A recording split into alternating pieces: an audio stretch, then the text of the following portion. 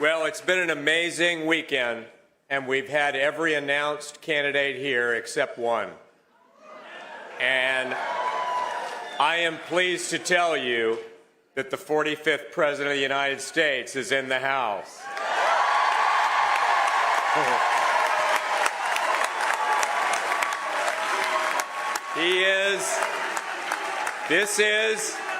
Hang on, wait till he gets here.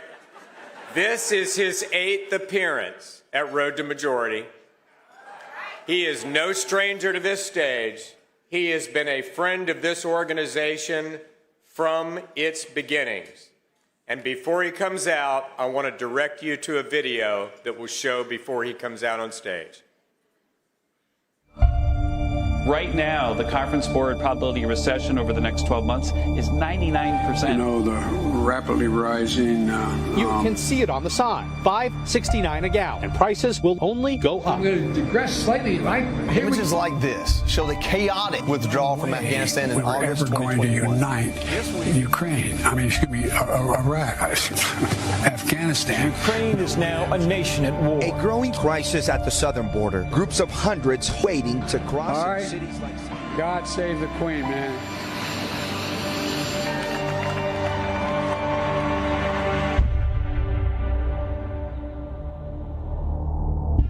We will have 10 million jobs. We will make America into the manufacturing superpower of the world. Donald Trump's focusing on American energy independence. We're energy independent. We're energy independent. Within 6 months, we would have been energy dominant. President Trump's pulling the U.S. out of the Iran nuclear deal and imposing tough new sanctions on Iran. The United States no longer makes empty threats.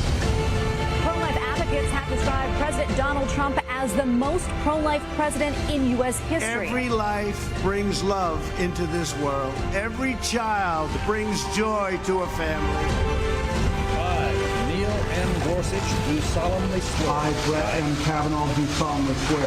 Thank you very much, Mr. President. A federal judge ruled in favor of the administration. in the nation's highest court ruling to overturn Roe v. Wade. Yesterday, the court handed down a victory for the Constitution. After decades of division and conflict, we mark the dawn of a new Middle East. The new embassy to Israel is open tonight in Jerusalem.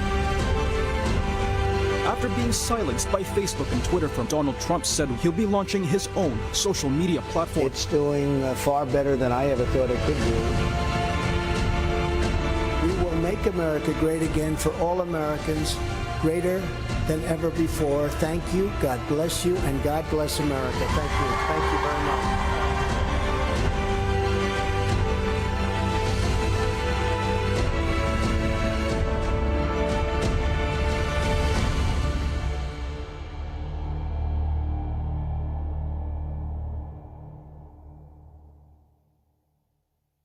Ladies and gentlemen, please welcome the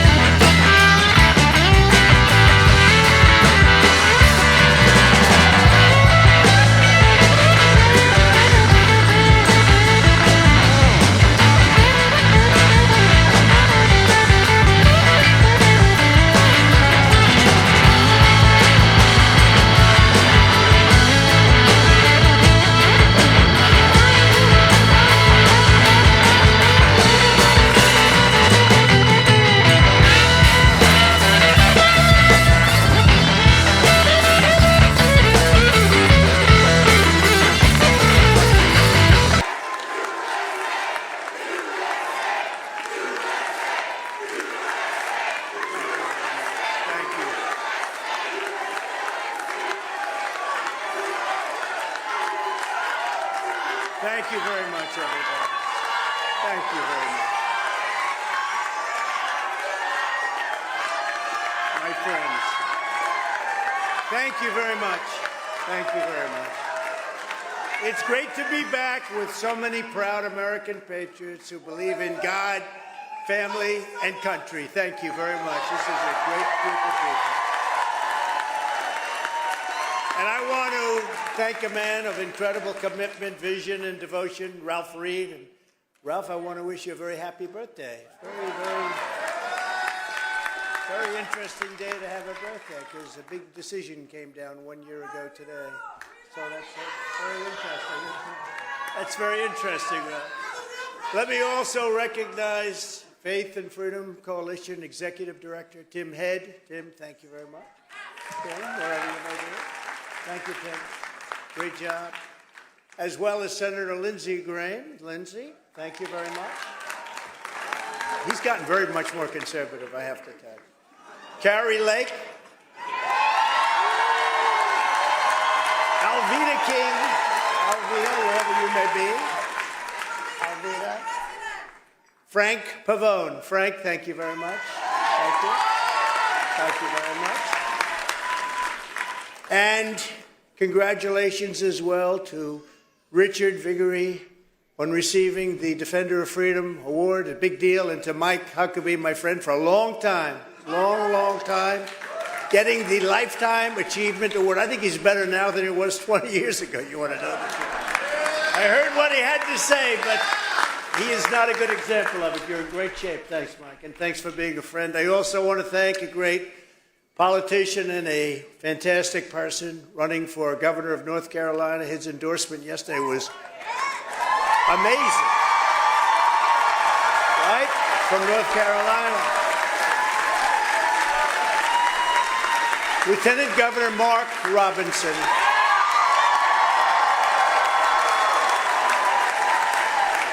That was such an endorsement, it went viral. It was all over the world last night. I think he's going to do quite well. These young ladies followed me. I guess we have, 99? This is your 99th event. And they're from North Carolina, and they're incredible, and they're beautiful, and they happen to be rich, I think. But they're great, and he's going to do very well, Mark, I think, in North Carolina. Last but not least, let me say a very special thanks to all of you that are gathered here. The crowd is incredible, and even outside it's packed. So something's going on. We do have great poll numbers, you know. We just got some poll numbers. 77-23. That was good. That's against the Republicans and beating Biden by 11. You say, why only 11? How could he possibly do so well? But it's a real mess. Our country's in a horrible situation. Since 2016, Faith and Freedom Coalition volunteers have knocked on 17.8 million doors, reached over 30 million Christian voters in their homes. And last year alone, you reached another 30 million voters in their churches. Incredible job that Ralph and the group do. No group has fought harder in defense of the Judeo-Christian values that we all stand for and uphold, and no group will be more crucial to our magnificent victory on Election Day 2024. So important. That'll be the most important election we've ever had. I said it with 2016, but I say it with 2024. I think even more strongly going to be the most important election this country has ever had, because our country is going to hell.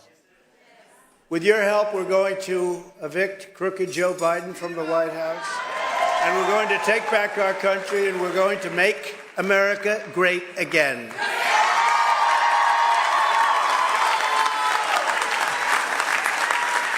For 7 years, you and I have been fighting side by side to rescue our country from evil and from the sinister forces who hate it. I believe they hate it, and I believe they actually want to destroy it. Now we're approaching the most important battle of our lives. As we gather today, our beloved nation is teetering on the edge of tyranny. I believe that, and you believe that. Our enemies are waging war on faith and freedom, on science and religion, on history and tradition, on law and democracy, on God Almighty himself. They are waging war. That's not a war they're going to win. The radicals are setting fire to our Constitution, abolishing free speech, attacking religious belief, erasing our borders, corrupting our elections, and we have corrupt elections, and trying to impose their blasphemous creed and woke communism on every American man, woman, and child. And that's what they're doing, and they're trying so hard. We've never had a situation like is going on right now in our country. But the people in this room will never let them do it. They'll never let them get away with it, and it's not going to happen. We will not waver in defense of our faith, our freedom, and our great American flag. They don't want the flag either. They don't want anything. They don't want anything that's good. And you wonder why and how did they ever get elected in the first place? It's sick. Together we're warriors in a righteous crusade to stop the arsonists, the atheists, globalists, and the Marxists. And that's what they are. And we will restore our republic as one nation under God with liberty and justice for all. The menacing specter of left-wing repression has been growing steadily for years and years. It's been growing, and we were stopping it very powerfully for 4 years, and now it's picked up at a level that nobody's ever seen before. First, they slandered Americans of faith as haters and bigots. Then they corrupted the media. They installed radical left judges to subvert our Constitution. They used the IRS to target conservatives. They spied on our campaign, and specifically, they spied on my campaign, and we caught them. They're terrible. Nobody would have thought. Could you imagine if it was the other way? Could you imagine if, let's say, I spied? Let's not use Biden. Let's use Obama. Let's say, Mike Huckabee, that you and I spied on Obama's campaign. Do you think it would have been fine? You know, this we'd be away for a long time, wouldn't we, huh? They tried to take down a presidency with hoaxes and witch hunts. They're still trying, but we wouldn't let them.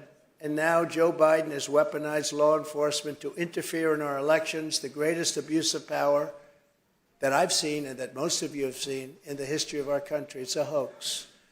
Every time the radical left Democrats, Marxists, communists, and fascists indict me, I consider it a great badge of courage.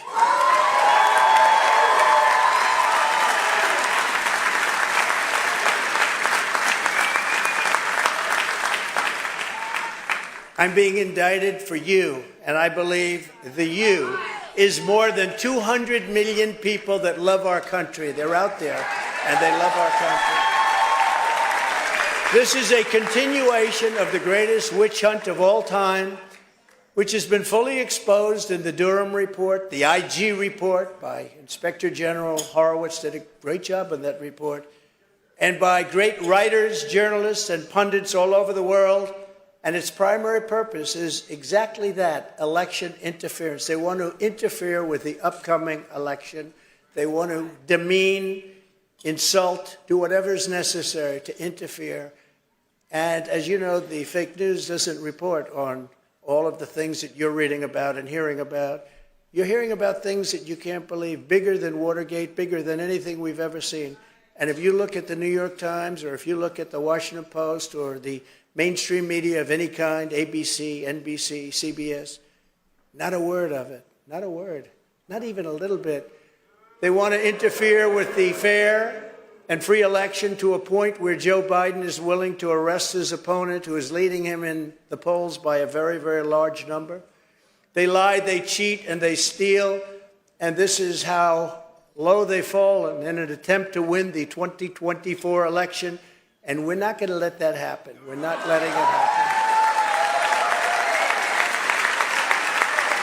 They rigged the presidential election of 2020. We are not going to allow we are just not going to allow them to rig the presidential election of 2024. Not going to happen. Charging a former president who did a good job. We had a lot of people that were very happy. There are some people who said it was the most consequential presidency. But charging a former president of the United States under the Espionage Act of 1917, that's like making nuclear weapons in your basement, isn't it? An act for a crime so heinous that only the death penalty would do, is one of the most outrageous and vicious legal theories ever put forward in an American court of law. It's a disgrace. And the people they have doing it are disgraceful. And just look at their record. Disgraceful. The Espionage Act has been used to go after traitors and spies. It has nothing to do with a former president legally keeping his own documents. As a president, the law that applies to this case is not the Espionage Act, as the lawyers will tell you, and they like to tell you, and the press doesn't like to write about it, but the courts of law will see it, and they already know it.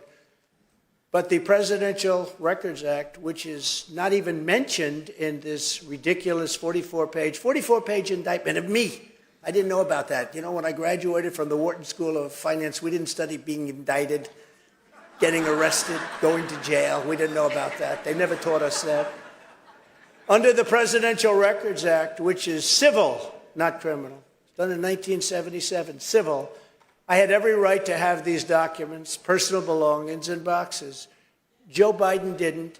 Even Mike Pence didn't have that right.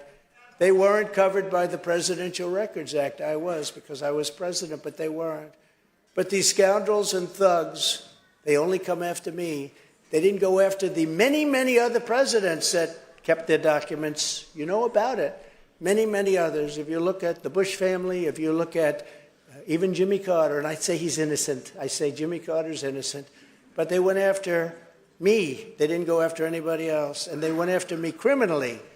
And it's not a criminal violation. It's not even a violation under the Presidential Records Act. And what could be more accurate a statement than Presidential Records Act? That's what we're talking about. Not espionage. It's not espionage. The crucial legal precedent is laid out in the most important case ever on the subject, known as the Clinton socks case. You know what that means, socks? Let me give you a hint. It has something to do with socks and taking things out in your socks. After leaving the White House, Bill Clinton kept 79 audio tapes in his socks and his sock drawer. So he put them in his sock.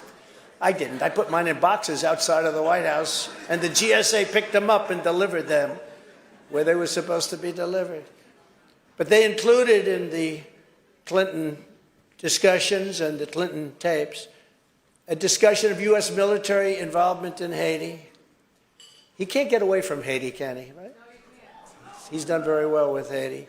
Discussions of U.S. foreign policy, both defense and offense, against Cuba. And what about them allowing China to have military bases now in Cuba? I think you're not too happy about that, Mr. Senator. And he's not even saying anything about it. Recording of President Clinton's conversations with foreign leaders, sensitive facts about trade negotiations taken from presidential briefings. This is all in the tapes. Discussions with Secretary of State about conflict in Bosnia and much, much more. Not only was Bill Clinton never even considered for criminal prosecution based on the tapes he took, and these are tapes he took. These were serious tapes. But when he was sued for them, he won the case. He won it. Judge Amy Berman Jackson's decision states, under the statutory scheme established by the Presidential Records Act, the decision to segregate personal materials from presidential records is made by the president during the president's term and in his sole discretion. Now, this is a Democrat-appointed judge, respected. Any normal administration, even an opposing one, would consider that to be the end. That's the end of the case. But not the corrupt Biden regime, because they're trying to win the election, and it's very hard to win an election when you're probably, definitely, I would say definitely, the worst president in the history of our country, without question. The Sox decision, they call it the Sox decision. Also, I quote, it says, the National Archives and Records Administration, or NARA, very radical left group, by the way, they have the Constitution and the Bill of Rights flagged for being dangerous documents. Did you know that? Does not have the authority to designate materials as presidential records. Now think of that. They don't have the authority. NARA does not have the tapes in question. NARA lacks any right, duty, or means to seize control of those tapes. The president enjoys unconstrained authority to make decisions regarding the disposal of documents. Only the president, not vice presidents, not senators. Biden has a lot of documents from his time as a senator. That's bad. And he has a lot of documents from his time as vice president. That's bad. He has 25 or so times the documents I have. He has so many documents, he doesn't know. They're coming. They keep them on the floor of his garage where he has that really beautiful Corvette, he says. Neither the archivist nor Congress has the authority to veto the president's decision. The president can do whatever he wants with it. And this was a big deal, that act, and it was passed in Congress, 1977. The Presidential Records Act does not confer any mandatory or even discretionary authority on the archivist. They have no say whatsoever to classify records. Under the statute, this responsibility is left solely to the President of the United States. So what the hell are we talking about with this phony case? Well, it is true. I mean, it is true, isn't it? In other words, whatever documents the president decides to take with him, he has the absolute right to take them. He has the absolute right to keep them, or he can give them back to NARA if he wants. He talks to them like we were doing, and he can do that if he wants. That's the law, and it couldn't be more clear. Even the New York Times, just to finish up on this hoax, this is the next hoax. We had Russia, Russia, Russia. We had so many. Impeachment hoax number 1, impeachment hoax number 2. Who the hell else could take this stuff? I had a nice life.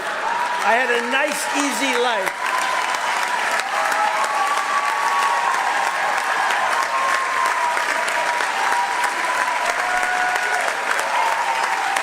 But I'm taking it for you because we're going to make our country great again. We're going to put America first, and we're doing it for you. But even the New York Times, in a major article, big article, and they must hate, probably the writer was fired after he said this. But it said headlines. It said that when it comes to asking for documents from former presidents, the only power that NARA has is to say, pretty please. Quote, asking nicely is about all they can do, and yet they reported me to the Department of Justice for criminal prosecution. They don't even have the right to ask. And if they do ask, they have to be very nice, and I don't have to give it. And yet I'm being prosecuted for this. And this is the New York Times saying it. Nothing like this has ever happened before, and hopefully will never happen again. And we are working all together because we're working as a country. And, you know, I'm probably the only person in history in this country that's been indicted, and my numbers went up.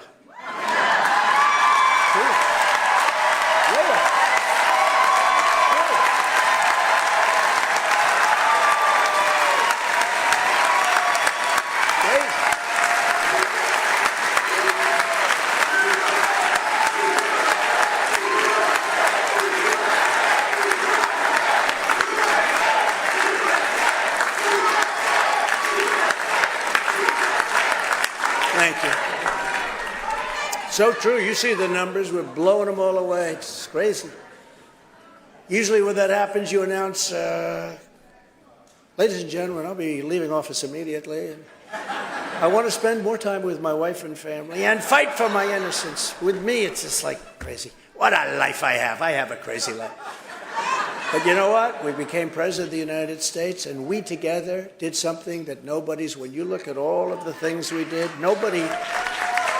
probably nobody has ever done what we did, including rebuilding our military, biggest tax cuts in history, biggest regulatory cuts in history. All of the things that we did, we had no wars. We got out of wars. We beat ISIS. We defeated ISIS. 100% defeated ISIS.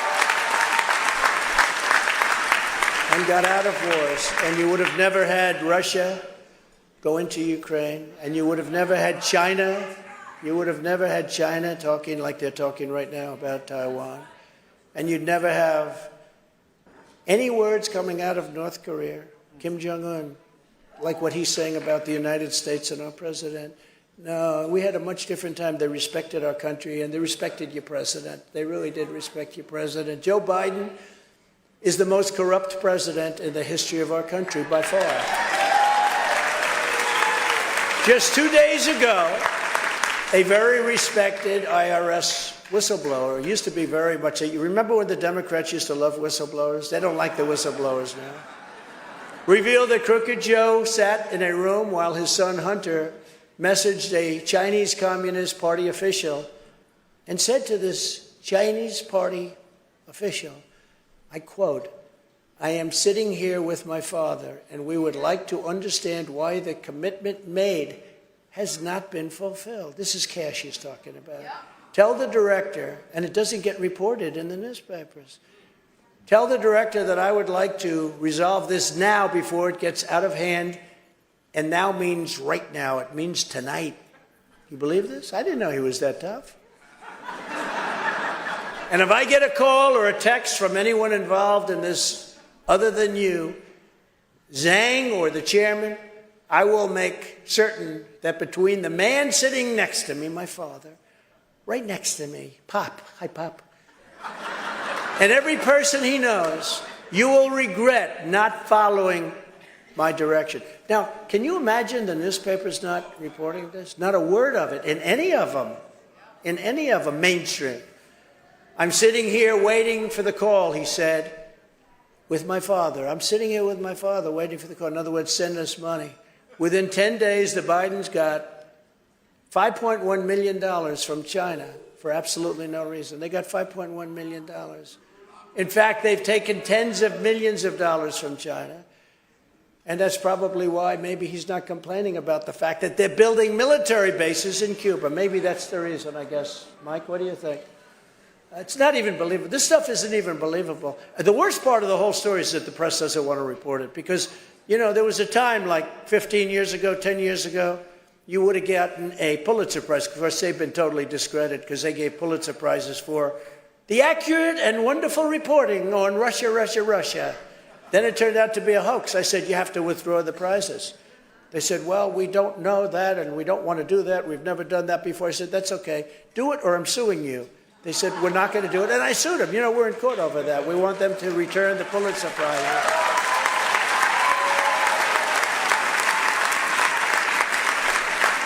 And by the way, they're being decimated in courts. Very interesting. But we actually brought a lawsuit against them because they gave Pulitzer Prizes to the New York Times and the Washington Post for their accurate reporting on Russia, Russia, Russia. And even the papers now say it was a hoax. They all say it was a hoax, but they don't want to give back the prizes. So they have to give back those prizes. They will. Joe Biden is a totally compromised president because they're bribing him. They're paying him off. They know all the money they've given, and it's far greater than anyone has been able to really understand. And I'll tell you what, Jim Jordan and Jamie Comer and their group has done an unbelievable job, but it's far greater than anybody knows. This is just some of the things. It's tens of millions of dollars, and that's just some of it that's been found. And again, the papers aren't reporting, and it's not only China, though. It's many other countries, including Ukraine. So we're giving hundreds of billions of dollars to Ukraine. I keep saying, why isn't Europe paying a like amount? So we're in for $160 billion, and Europe is in for $15 billion. And nobody thinks that's right or fair, and it affects them more than it affects us. These countries know every penny the Biden crime family has taken in. The countries know. Ukraine knows. China knows. They all know. There are many countries. So he can't even or ever go against them. He can't go against them because they'll reveal the corruption because they know exactly. They'll say, well, we sent the check here. We sent the check there. We sent. So he has to be very nice to China, has to be very nice to Ukraine. And a huge success will be when the New York Times and the Washington Post and others put it on their front page, what's really happening here. Because this is truly 100 times bigger than Watergate. This is a much bigger story than Watergate. That's why Biden doesn't mind that China has opened up these military installations and in the process of building a tremendous amount in Cuba. It's only 90 miles off our coast. He's basically said it's okay. He's not doing anything. He's not even saying anything. He's not talking about it. What that means for our great Cuban population in Miami, I love the Cuban population. I got a record number of votes. People were I got the Bay of Pigs Award. I was given the Bay of Pigs. It was a great honor award by the Cuban population of Miami.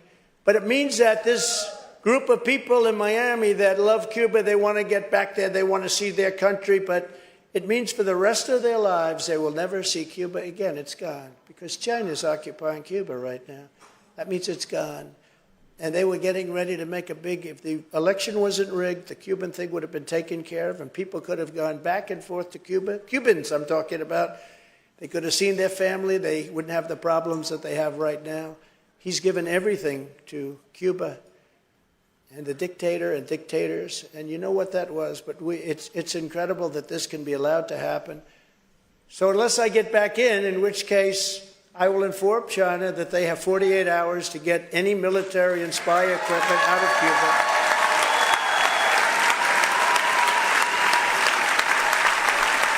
Or I will drop the hammer, and there will be tariffs unlike anything that China's ever seen before. And I took in hundreds of billions of dollars of taxes and tariffs from China. No other president has taken in 10 cents, not 10 cents.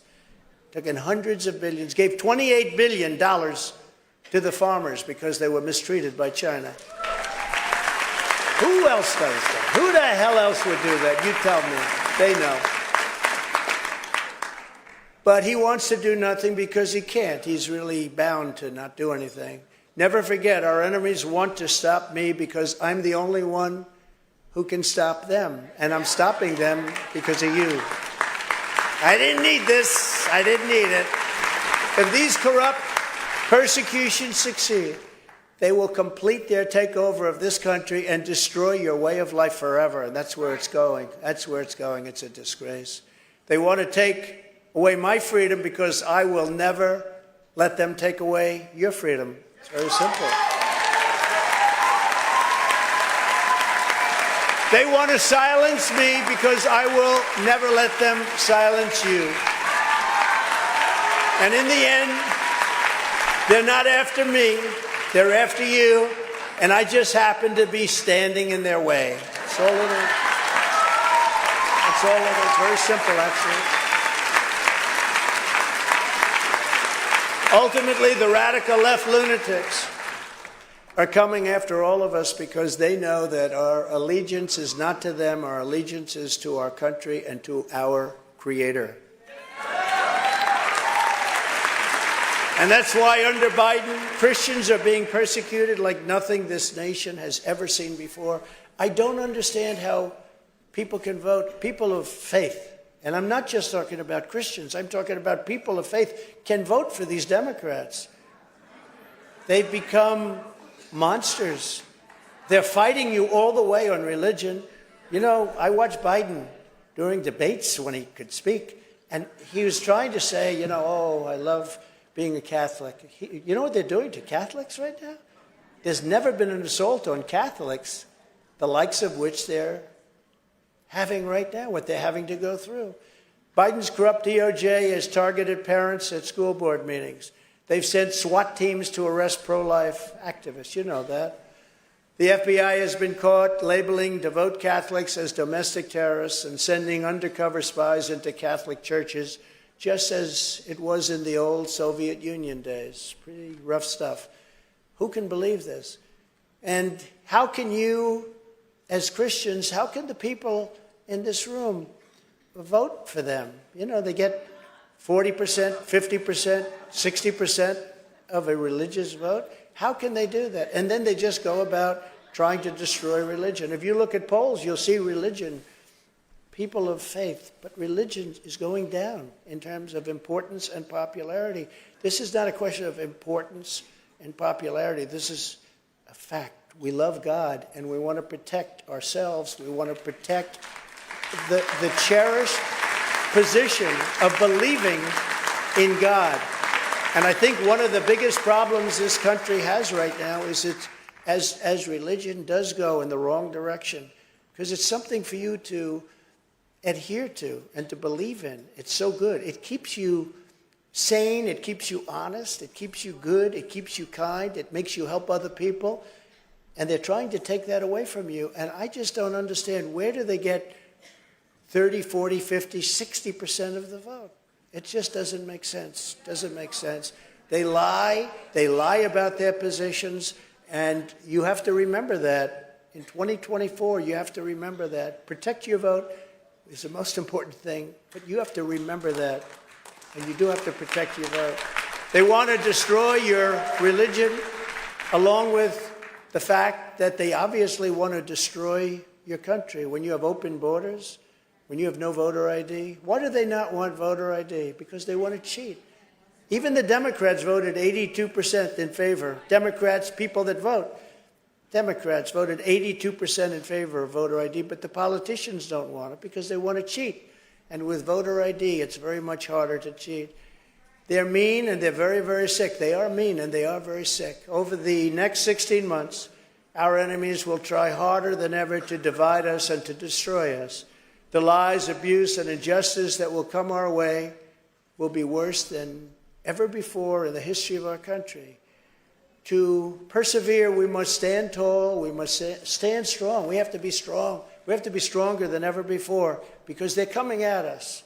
There's something wrong with these people. And I don't like saying that. You know, as president, you're the president of everyone.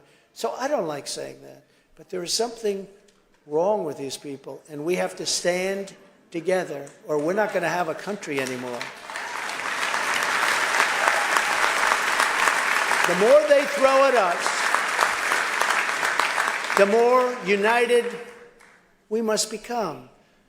The more vile the attacks, the more relentlessly they go after us. We must keep pushing forward no matter what. You just keep pushing forward. That's what I do. I get up. People say to me, "Sir, can I ask you a question? How the hell do you take it?" I say, do I have a choice? I don't have a choice, right? Do I have a choice? I'd love not to have to, but they're crazy people with there. They're lunatics.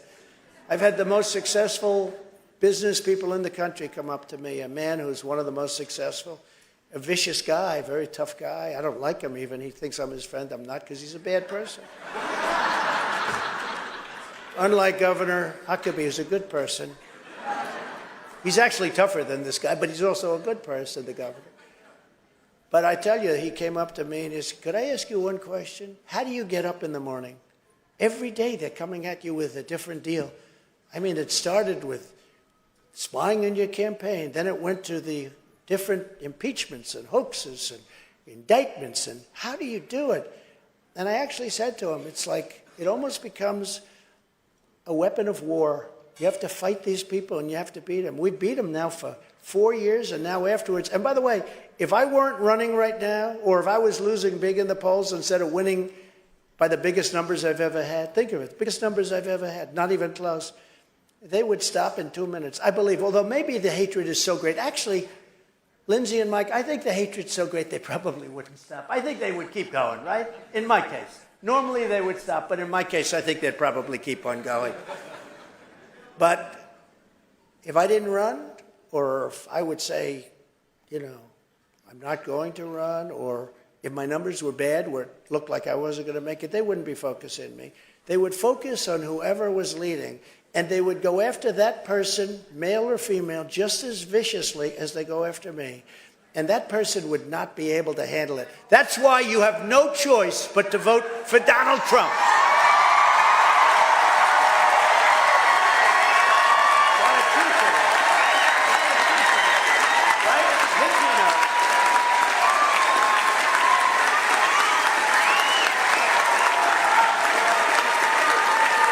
Thank you very much.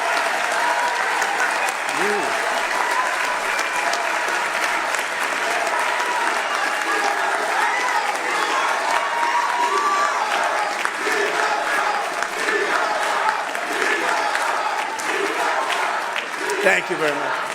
Thank you. Isn't it great? Saturday night, we're here for religion. Is that nice?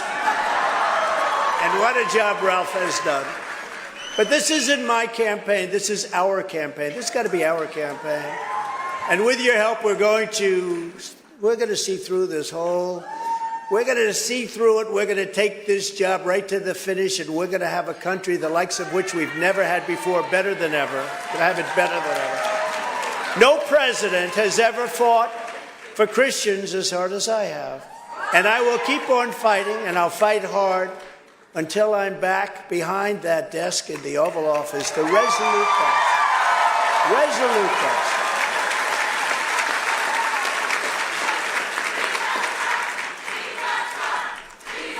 Thank you.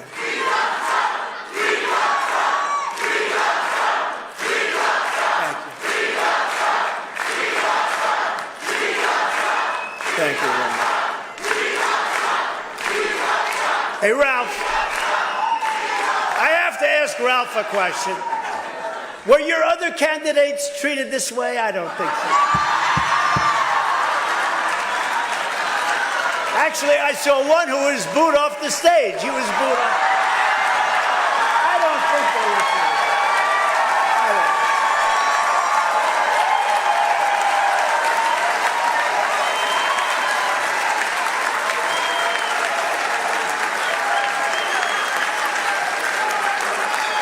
But you know, the greatest honor is, in my case, you feel this way because we went through 4 great years. We did things that nobody thought could be done, and we're going to go into them in a minute, but we did things that nobody thought could be done.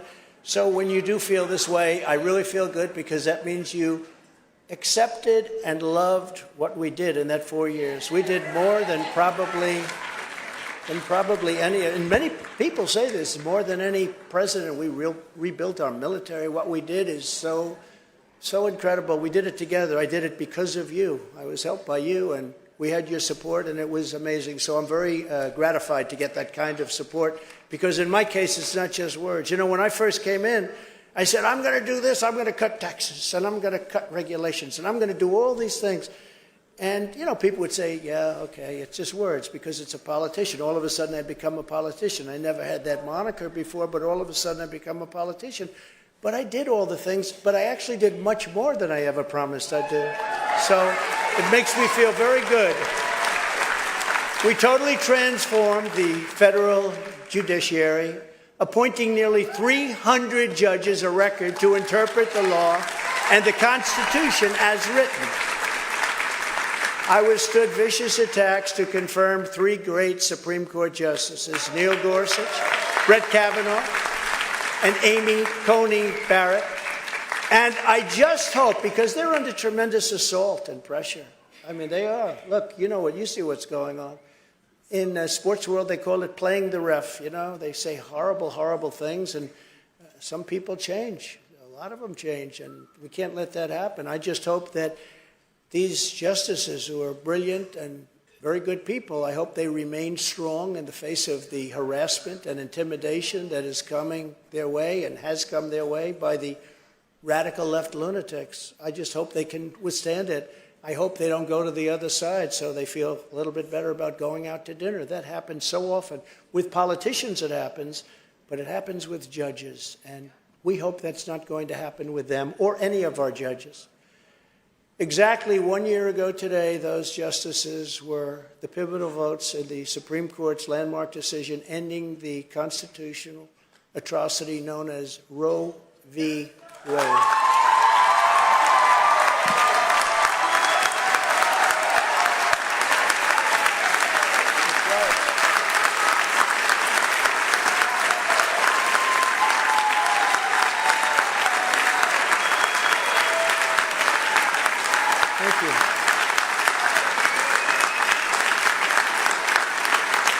Conservatives had been trying for 50 years, exactly 50 years.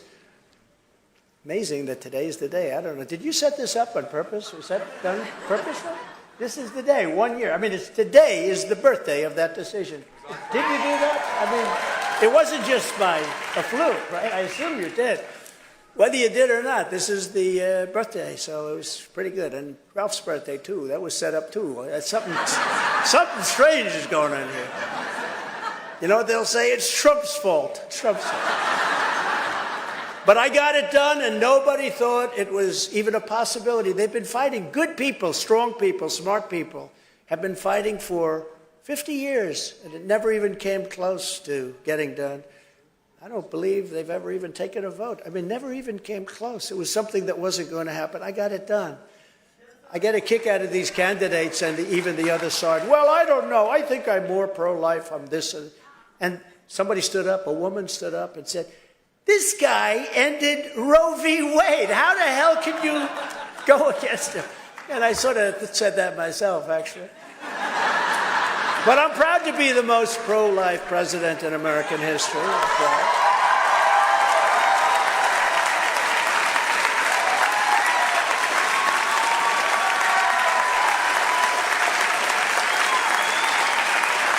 Thank you. Thank you. From my first day in office, I took historic action to protect the unborn. Very historic. Nobody else did anything near what we did. And it put us in such a great position, that victory. That victory, we'll go into it, but that victory is a tremendous victory in so many different ways, because they are the radical people. When they're willing to kill a child after birth, they're willing. You know, take it beyond the 9 months. They are the radical people. They are the people that are really in trouble with the Lord. I reinstated and expanded the Mexico City policy. You know what that is. That was a big deal. Nobody else did it. Stop taxpayer funding for abortion providers. And at the United Nations, I made clear that global bureaucrats have no business attacking the sovereignty of nations that protect innocent life. And I did these things, and I took heat, and I also got great love. I mean, you know, you have two sides to it, but I got great love. And I was the first sitting president ever to attend the March for Life rally right here in Washington, D.C. Under my leadership, we did more to uphold religious freedom than any administration in history by far. I could name some very good presidents that most of the people in this room would like, and they didn't attend the rally, and they didn't do the things we did, like the Mexico City policy. They didn't do anything, and yet most of the people in this room would like some of the people I would name. But we did it all. We fearlessly protected the conscience, rights of doctors, nurses, teachers, and faith groups like the Little Sisters of the Poor, who were treated so badly. We came to their rescue. We stopped the Johnson Amendment from interfering with pastors' free speech under retaliation of terminating tax exemption. They really went after people. I was in a room and I said, why don't you speak up more? And I had 50 pastors in the room, 2 rabbis, 50 pastors. We had a number of religious leaders, heavy on the pastors, I will say that. But they said to me, I said, I want to hear you. They said, we really can't speak because of the Johnson Amendment. This was in 2015, just before I announced. I said, that means that, explain it to me. If we speak out, and if the government wants to, they will take away our tax-exempt status. I said, so you have less power, and you're the people that I want to hear from. You have less power than, we were in Trump Tower, 60 stories up, looking down. I said, than any people walking on that sidewalk outside. He said, yes, in many ways we do. We can't speak up. And I got it so that the people that we want to hear can now speak up, so that Mike Huckabee spoke up anyway. I don't know. Did this have any? I don't think it had much impact on you. It had no impact on Mike. But it had a lot of impact on a lot of other people, and they have been speaking up, and it's important that they do so. I issued guidance making clear that the right to freedom of worship does not end at the door of a public school. Public schools are in tremendous trouble. And I was the first and only president to convene a meeting at the United Nations to end religious persecution worldwide. No other president has ever brought it up. As president, I stood proudly with our friend and ally, the State of Israel. I did more for Israel, they say, than any other place. I kept my promise, recognized Israel's eternal capital, Jerusalem, and opened the American embassy in Jerusalem. And I tell the story that sometimes, I don't know, it's maybe more of a good business story, but a general stood before me with something to sign, executive order, because I had won that battle. And it was a bill, essentially, for $2 billion to build an embassy in Jerusalem. And I said, General, what is this for? Sir, this is to build an embassy in Jerusalem. I said, this says $2 billion. How can you spend $2 billion on, like, I envisioned it as a one-story building, right? Nobody in this room, if you're in the real estate business, would spend quite that much. Maybe you'd spend like $2. But I said, how can you ask for $2 billion? Well, that's what they told. By the time you buy the land, sir, and you build the building and everything else, it's going to cost $2 billion. So I called up our ambassador and I said, David, see if there's something we have there already. We own a lot of land in Jerusalem. Do we have a great piece? And maybe it has like a little building on it where we can fix it up real cheap and we can... See, I'll always be in the real estate business, you know. I'll always love that business, and I love that business. We did great at that business. That's a great business, but very creative. And I said, see what you have. They called me back 2 days later and said, sir, we have a fantastic site. We've owned it for many, many years. You know, we were there sort of like early on first. We have a great site, and there's a building on it that's been essentially abandoned, but it's a very strong structure. And we think we could fix it up and get it open very quickly. I said, how does it compare with the site that we're going to buy, that they want to buy for a ridiculous amount of money? By the way, that particular person who owned that site is not happy with me, I can tell you. That is not a person. We're going to pay hundreds of millions of dollars for this site. So I said, what do you think of the building? Well, I think we could fix it up. So they called me back a week later. I sent some people over. They said, sir, we can build a new embassy for $400,000. I said, let me ask you a question. It's the only time I ever said this. I said, listen, it sounds too cheap. We got to make it more.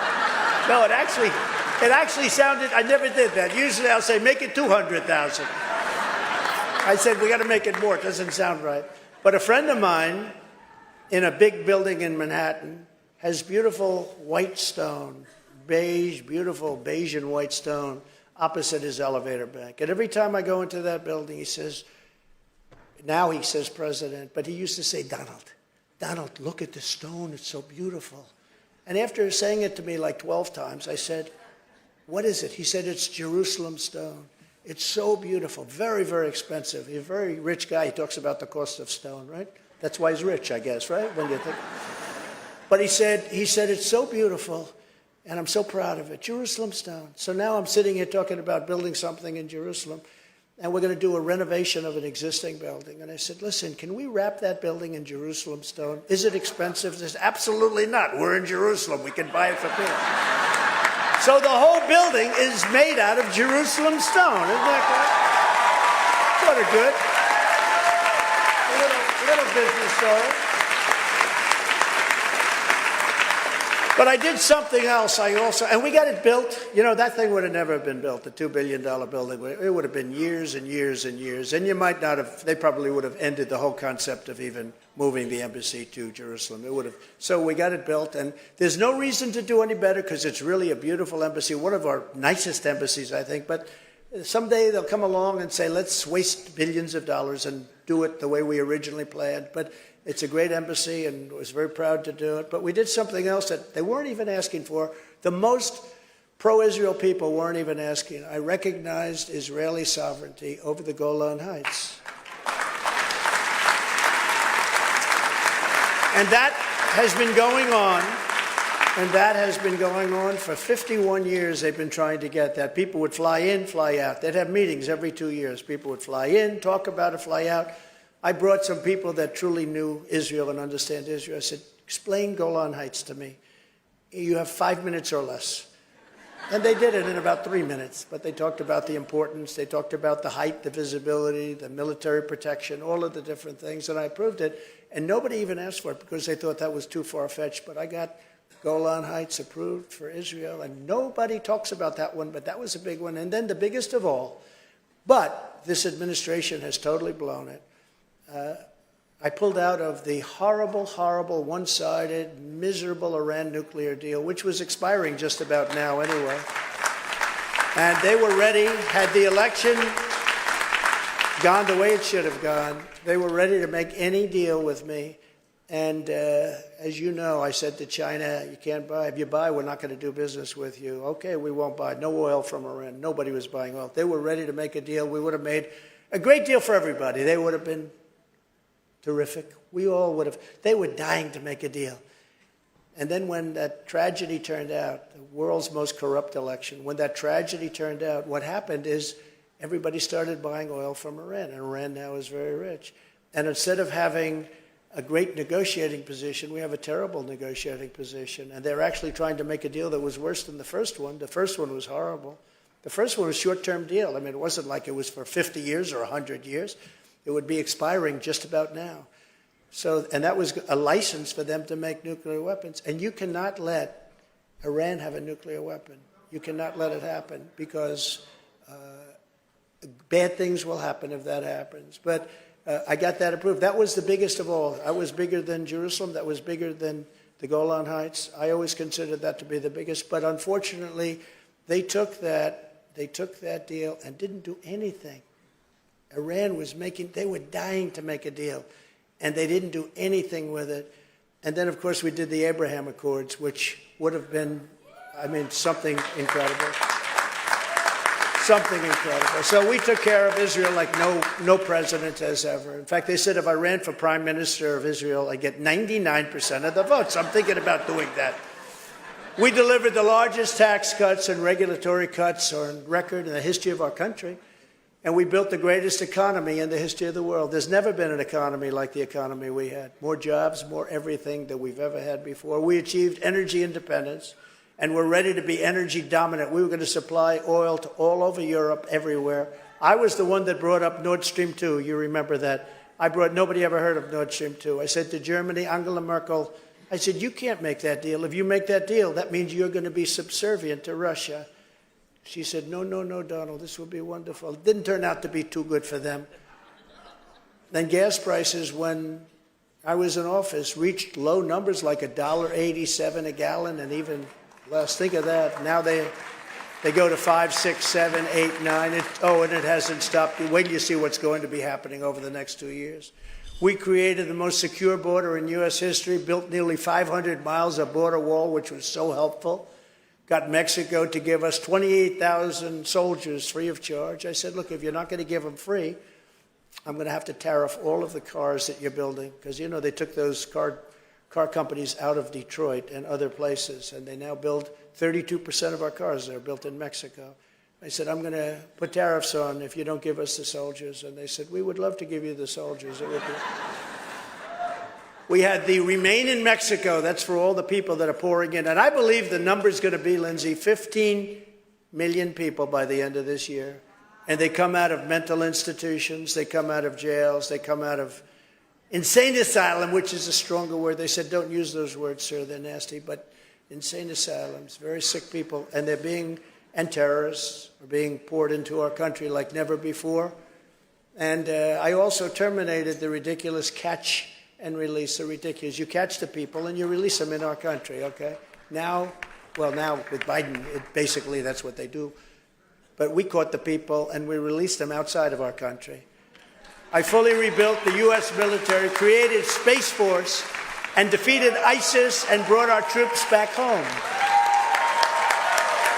You remember during the campaign, do you remember when they said, oh, he's going to bring us into World War III. He's going to bring us in personality type. I said, no, my personality is going to keep you out of World War III. That's what happened. But all of that was only the beginning, and here's just some of the bold agenda that I'll immediately implement when we become the 47th President of the United States.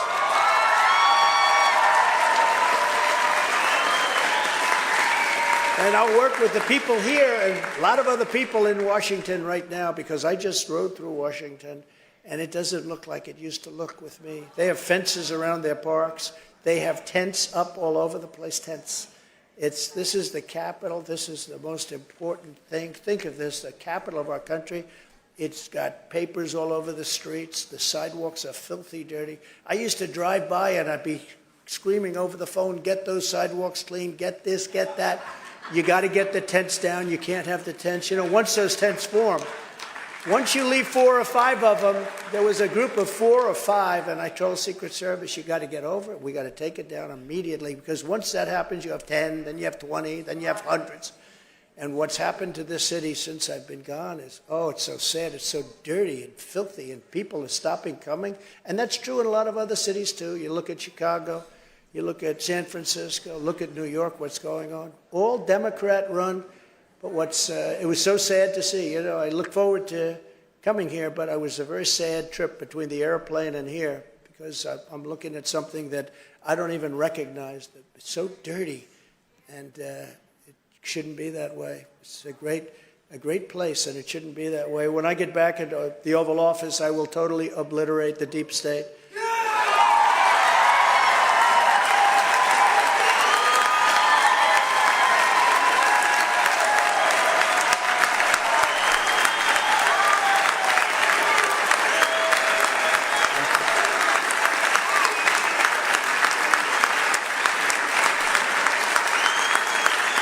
Remember, we didn't know if there was a deep state. People would say, I don't know. Now about everybody thinks, there's a deep state. I call it a bad state. I'll fire the unelected bureaucrats who have weaponized our justice system.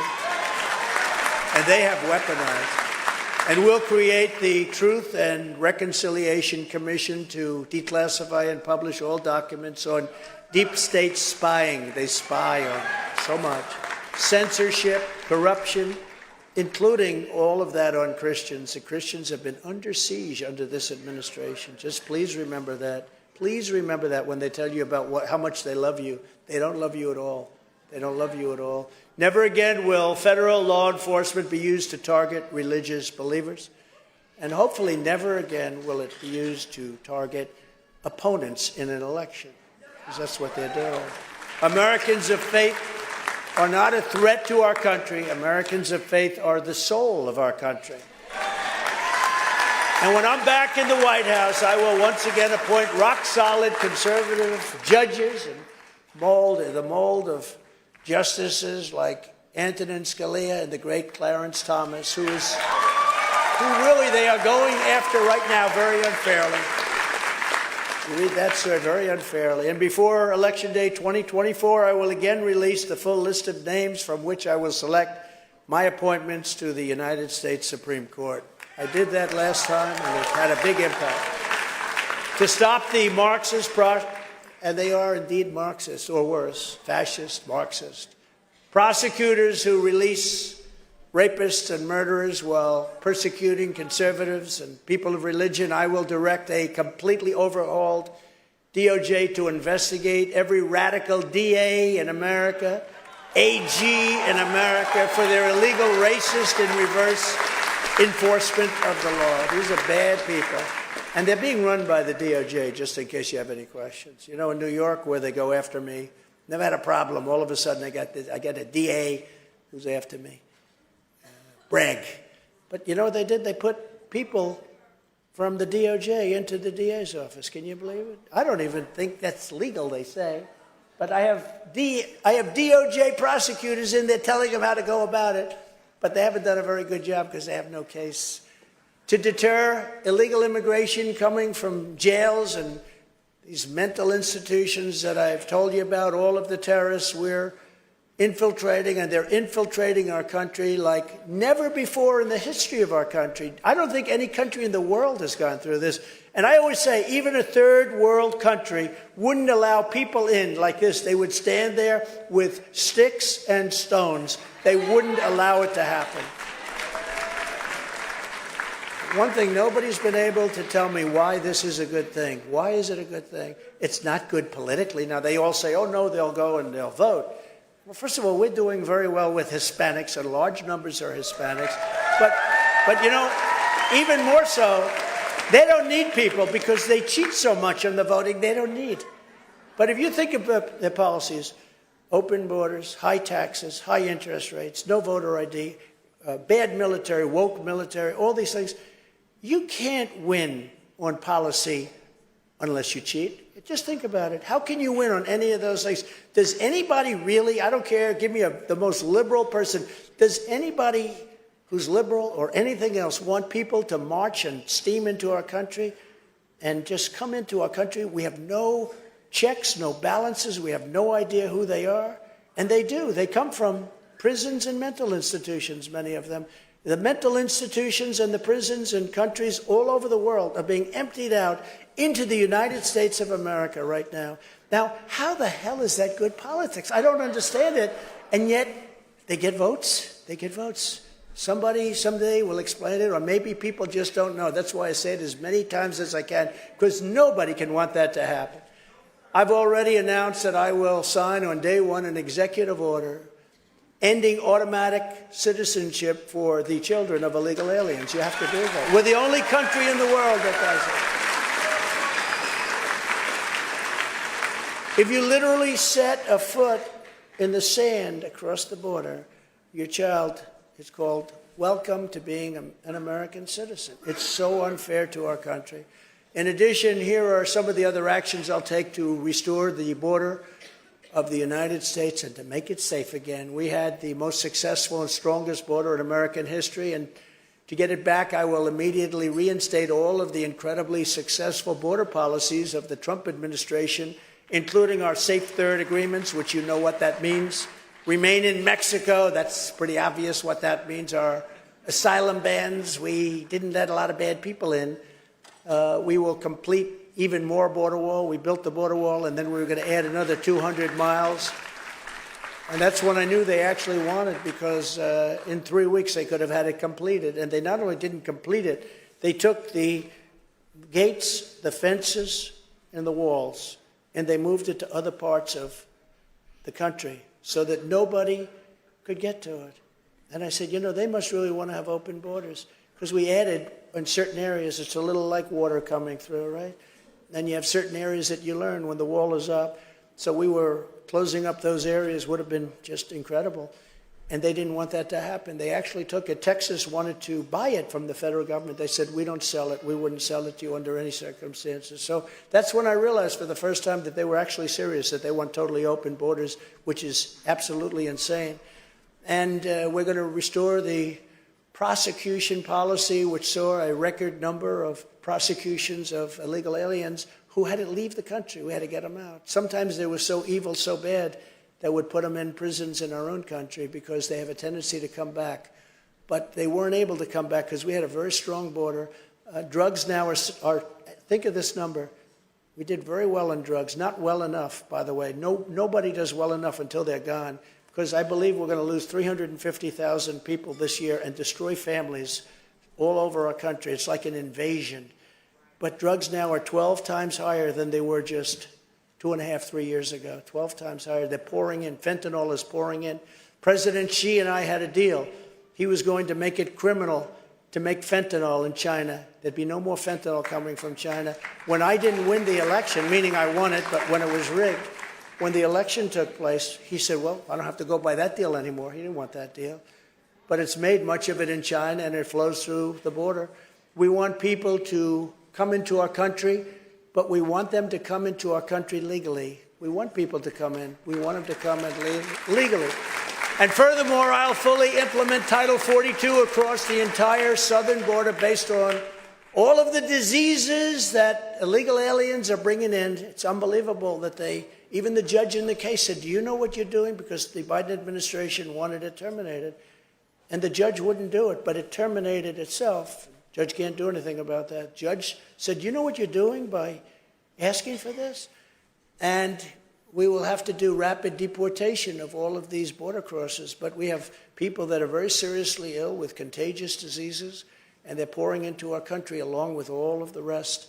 We have no idea who these people are. Nobody cares. Nobody cares on the other side. They can just come in. A friend of mine called. He said, how do I go about becoming a citizen? Do I take classes? I say, well, don't say I said it. But if you happen to walk down to the border, just walk across and you'll be fine.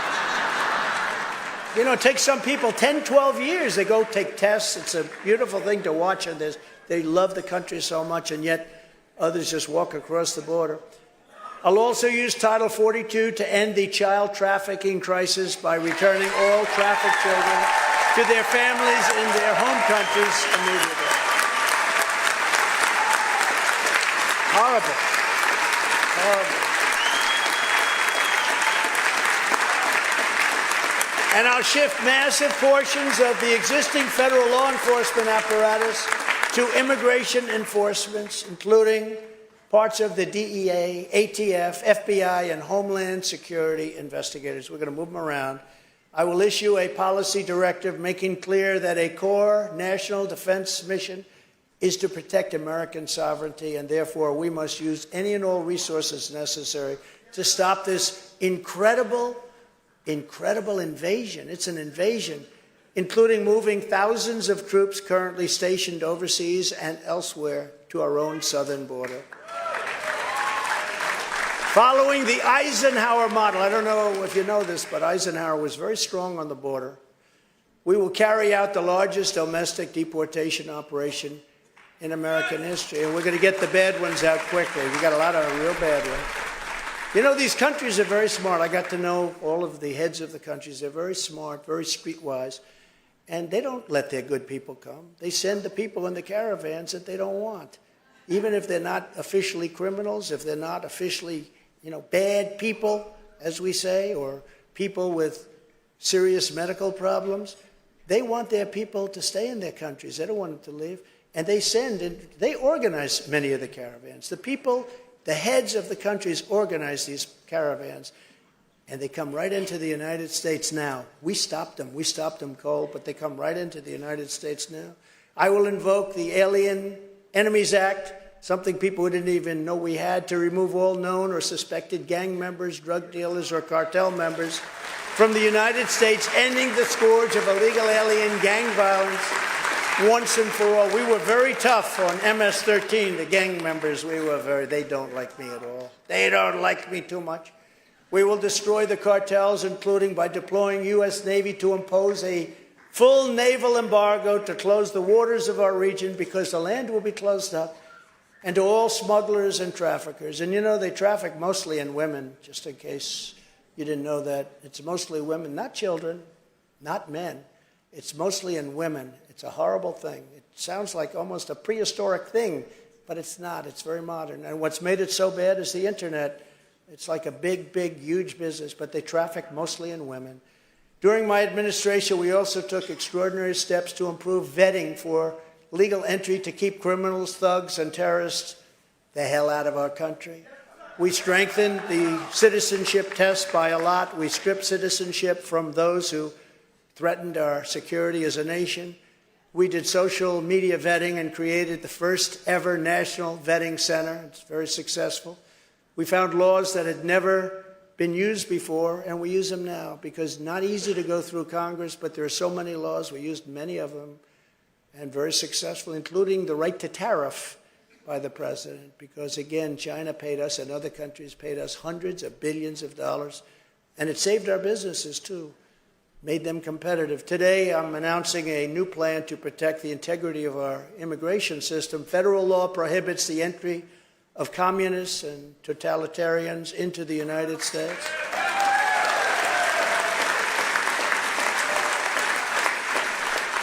But my question is, what do we do with the ones that are already here that grew up in it? I think we have to pass a new law for them. Using federal law in Section 212F of the Immigration and Nationality Act, I will order my government to deny entry to all communists and all Marxists.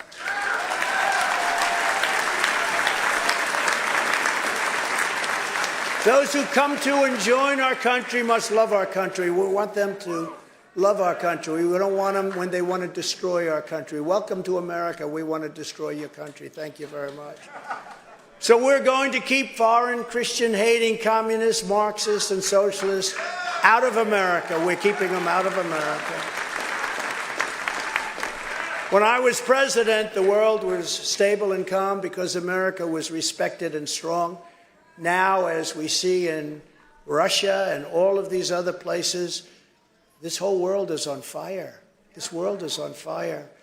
Before I even arrive at the Oval Office, I will have the horrible war between Russia and Ukraine totally settled. I'll have it done in 24 hours. I say that, and I would do that. That's easy compared to some of the things, but I'd get that done in 24 hours. I know them both. I know them both. As the Bible says, blessed are the peacemakers. See that? I will be your peacemaker. I was your peacemaker.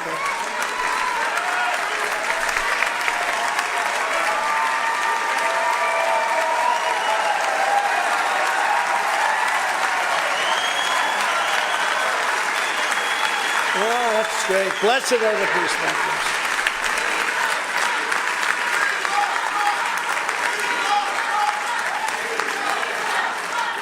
Thank you very much. Thank you very much.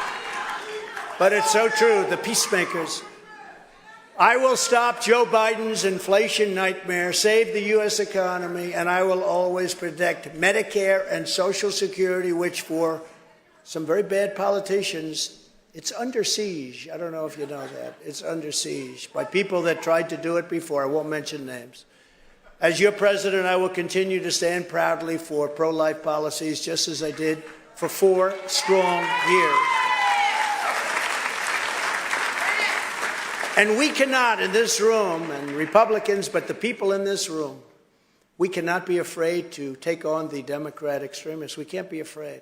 We have to be strong and powerful. That's why when I'm reelected, I will continue to fight against the demented late-term abortionists in the Democrat Party who believe in unlimited abortion on demand and even executing babies after birth.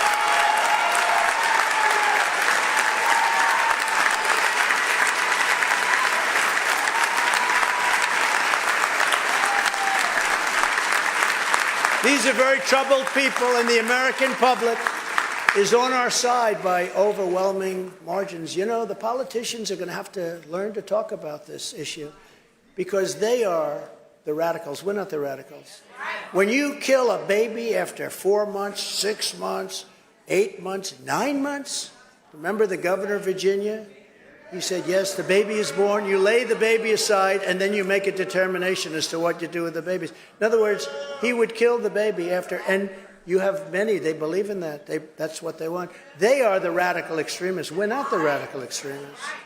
And politicians have to say that. They have to say that because they come out as radical. And the Democrats that believe in this late-term abortion, thanks to the Supreme Court decision of exactly 1 year ago, we gave those who have long been fighting for pro-life cause negotiating power for the first time ever. You have tremendous negotiating power. Now, with Roe v. Wade, you had none. You had no power. We've now given pro-life people tremendous power to negotiate something that will be happy, that will be good for everybody. And you have power for the first time. You didn't have that power. You had no power. They could do anything. They could kill the baby after the baby was born. They could kill the baby in the 9th month. These are horrible, horrible things to think about. And even other countries, other than 2 countries, I won't mention their names, China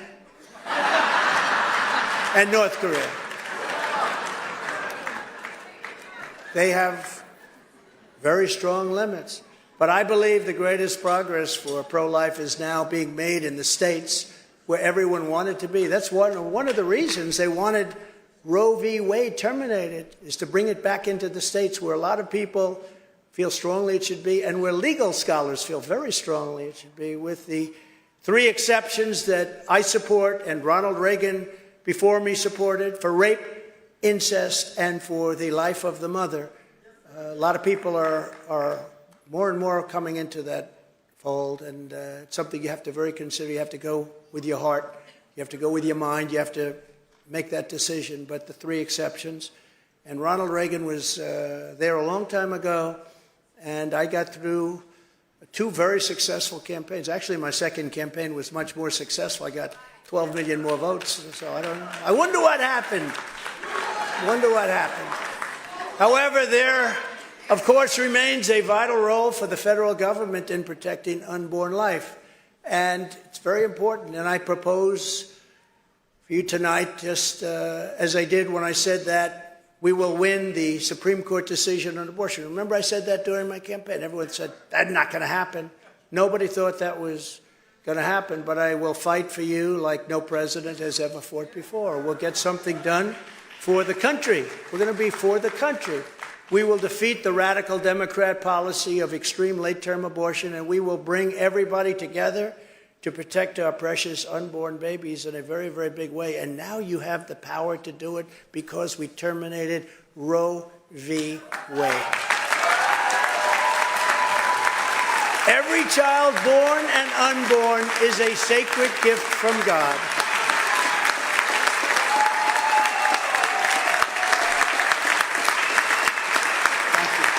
Thank you. But you're in a much different position than you were before. Before you had nothing to negotiate with. Today you're in the driver's seat, very much in the driver's seat. Under my leadership, the United States will also rejoin the Geneva Consensus Declaration created by my administration and signed by 36 nations to reject the globalist claim of an international right to abortion.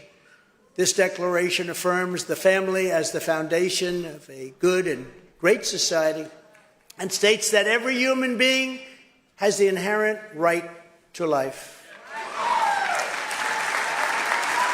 And Joe Biden withdrew the United States from this historic declaration his very first week in office, as he did so much else. They ended Anwar, the biggest drilling site in the world, probably larger than Saudi Arabia, if you can believe it. This was in Alaska. Ronald Reagan couldn't get it done. Nobody could get it done. I got it done. And in the first week in office, he terminated Anwar. Would have been unbelievable, would have been great. But we'll bring it back. We'll bring it back. So many different things they terminated. But some things they couldn't terminate, like the tax cuts. They have never been able to do that. A lot of the regulation cuts that created all those jobs, they're having a hard time with that. But I'll return us to where we were right on day one. We're going to be returning our country very quickly. It's going to happen very fast. We know the right people. You know, I went through a lot of people. Some were fantastic. They were great. And some weren't good. But I came here, and I was only in Washington 17 times during my entire life. I read this in an article, so I assume it's true. Of course, it was written by a group that I'm not a big believer, but they said 17 times. I never stayed over.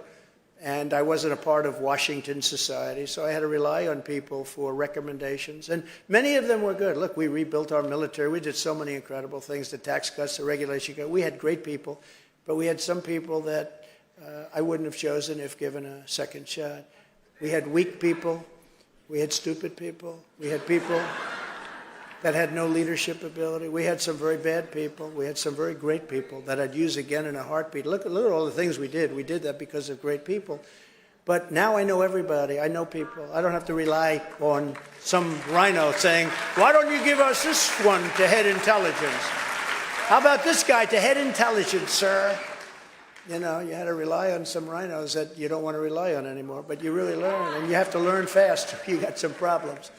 But as we continue to fight for the unborn, and conservatives also have a duty to support the loving choice of adoption, including faith-based adoption.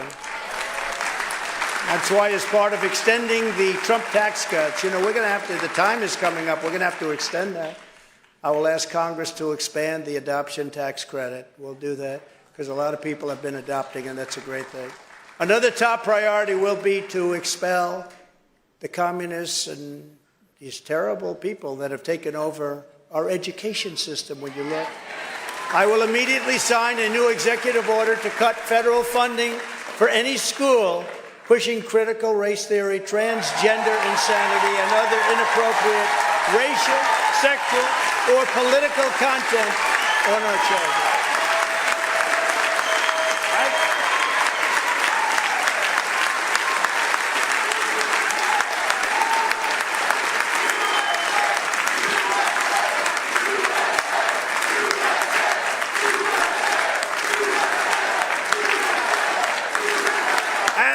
Say this. Can you believe this? Can you imagine saying this 10 or 15 years ago? I will fight for parents' rights. Of course you fight for. Today I have to make it, I will fight for parents' rights.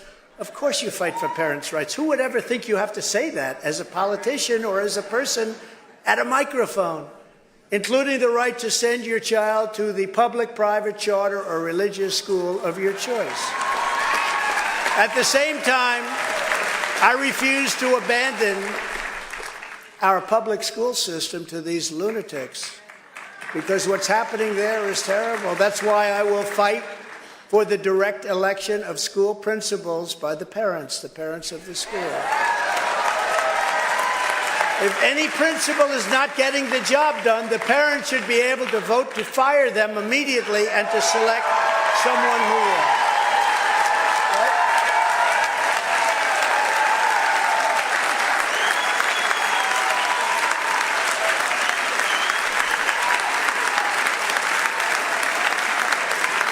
And I will not give one penny to any school that has a vaccine mandate or mask mandate from kindergarten through college.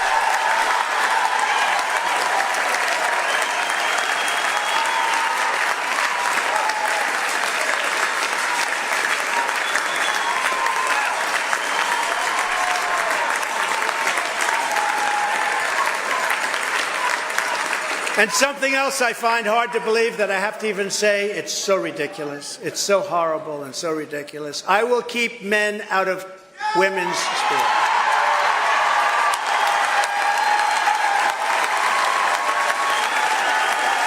So horrible. And I will sign a law prohibiting child sexual mutilation in all 50 states. Prohibited.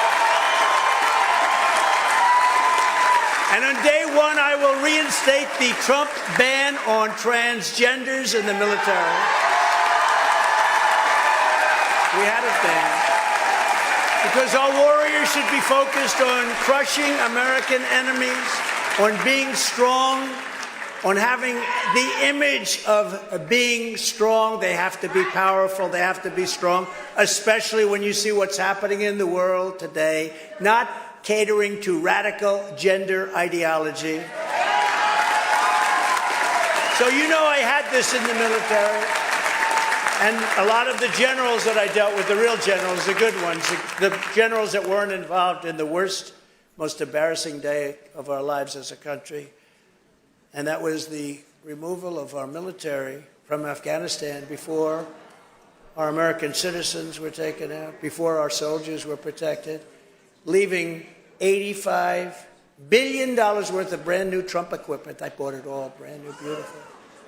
New tanks, new planes, 70, think of this, 70,000 vehicles, some of them, many of them armor-plated, costing hundreds of thousands of dollars and even $1 million each.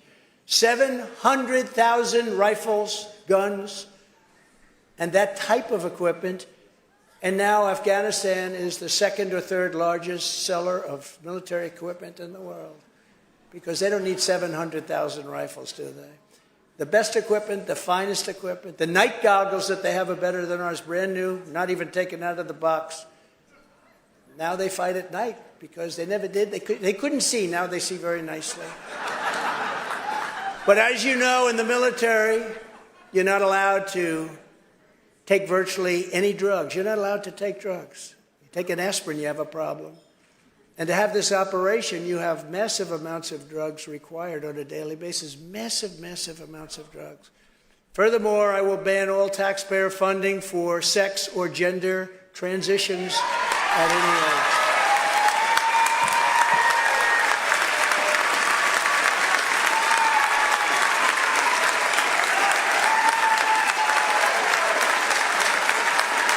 And just as I've done for 4 years, I will fully uphold our Second Amendment. We need our Second Amendment. I will bring back free speech in America. And finally, to restore pride in our history and confidence in our future, I will lead a massive year-long salute to America to celebrate the 250th anniversary on July 4th. This was July 4th, 1776, okay? There are other dates you hear about, but this is the date that we recognize, 1776, and we're going to have a big celebration, and it's going to be a celebration like we really deserve in this country for everything we've gone through. With you at my side, we will give our nation's founding the amazing anniversary party that America needs and so richly deserves. Days from now, all of us will be celebrating this year's Independence Day at a very challenging time for our country. As we do, let us remember the words of one Massachusetts preacher during the Revolutionary War on an autumn night in 1777, when the fate of our nation looked very, very bleak, much as it does in many ways right now.